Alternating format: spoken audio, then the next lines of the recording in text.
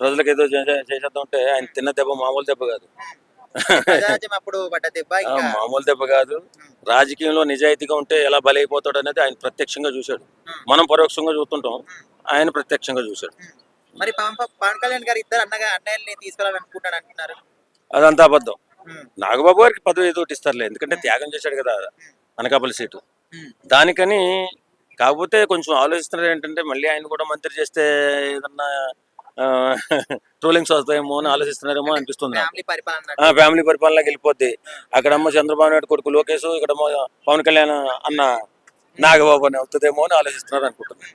And ఎప్పటికూడా కానీ ఇట్లా కూటమిలో అంటే పొత్తులో ఉంటే ఎప్పటికున్నా సపరేట్ వస్తేనే బాగుంటుంది అని కొంతమంది అంటున్నారు జనసేన వాళ్ళు. సో ఇట్లా ఉంటే బాగుంటుందా, పక్క వస్తే బాగుంటుందా? అది తప్పు. ఎందుకంటే చంద్రబాబు నాయుడు గారు లాంటి మేధావి తర్వాత సీనియర్ ఇతను ఉండగానే విధ్వంసం అయిపోయిన రాష్ట్రాన్ని మనం కాపాడుకోవాలి. విధ్వంసం అంటే జగన్ గారు కూడా విధ్వంసం ఏం చేయలేదండి. ఆయన ఒక వేలో వెళ్ళాడు. పేద ప్రజల్ని ఆదుకోవాలా, పేద ప్రజలకి అన్ని కష్టం లేకుండా చూసుకోవాలనుకున్నాడు. అనుకున్న క్రమంలో ఏం చేశాడంటే వచ్చినటువంటి రెవెన్యూ కానీ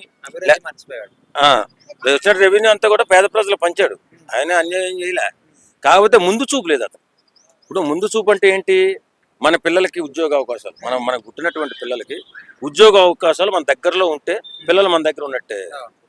అలా ఉండాలంటే ఏం చేయాలి? రాష్ట్రాన్ని ఫస్ట్ విడిపోయిన తర్వాత మనకి ఎక్కువ ఐటీ కంపెనీ కానీ ఫ్యాక్టరీలు కానీ ఈ మన మెడికల్ ఫ్యాక్టరీలు కానీ అన్ని ఇక్కడే హైదరాబాదు చుట్టుపక్కల ఉన్నాయి. అక్కడ అభివృద్ధి మర్చిపోయి ఇక్కడ చేశారు. ఇది విడిపోయింది. విడిపోయిన తర్వాత అక్కడ ఏం ఆలోచించాలా రాజకీయ నాయకుడు?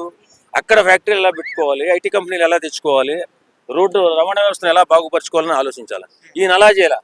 పేద ప్రజల్ని ఉపయోగపడుతున్నాను, నేను బటన్ నొక్కుతున్నాను, డబ్బులన్నీ పేద ప్రజలకే కదా వెళుతున్నాయి, వాళ్ళు ఆనందంగా ఉన్నారు కదా అనే ఆలోచనలో ఉండిపోయాడు బాబు.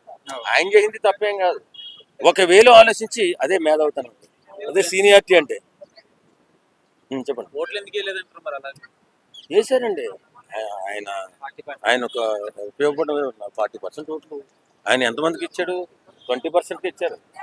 ఉన్న 30% ఉన్న 20% నమ్మే కదా వేశారు. బాగానే చేశాడు పాపం, పేద ప్రజలకు ఉపయోగపడ్డాడనే కదా వేశాడు. కాకపోతే ఆయన మర్చిపోయాడు, అంటే అభివృద్ధిని మర్చిపోయి దీనికి వచ్చేసాడు. దానికే రాష్ట్రం మొత్తం ఒక 10 సంవత్సరాలు వెనక్కి వెళ్ళిపోయింది. కూటమి నుంచి బయటకు వచ్చి పవన్ కళ్యాణ్ పోటీ చేస్తే గెలిచే అవకాశం ఇప్పుడా? పవన్ కళ్యాణ్ గారికి వెళ్తాడేమో కానీ మళ్ళీ జగన్ వచ్చేస్తారు.